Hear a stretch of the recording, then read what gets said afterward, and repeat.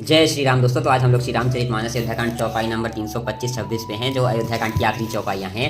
अब भरत जी जो थे वहाँ नंदीग्राम में ऐसे ही तप करते हुए रहने लगे। उनका शरीर दुबला होता गया क्योंकि हर तरह के सुख सुविधाओं को उन्होंने छोड़ दिया था, कठिन परिश्रम से तप कर रहे थे। परंतु उनके मन में जो रामचंद्र जी के प्रति प्रेम था वो बढ़ता ही चला गया और उसका कोई सानी ही नहीं था।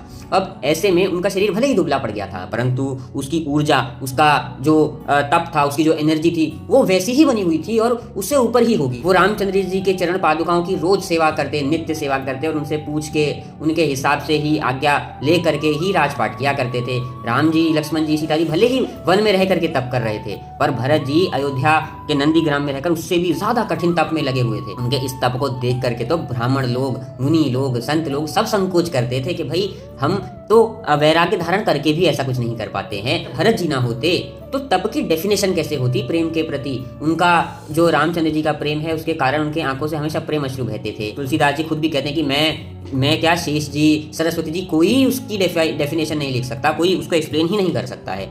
अगर भरत जी का जन्म नहीं होता तो असल में ही कोई भी इन आचरणों को समझ ही नहीं पाता कि भक्ति क्या होती है, प्रेम क्या होता है। जो भी भरत जी के इस चरित्र का गान बार बार करेगा, नियमित रूप से करेगा, उनका भगवान राम के चरणों में प्रेम जो है हमेशा अटल होता चला जाएगा और एक दिन वो भगवान राम को प्राप्त कर पाएंगे।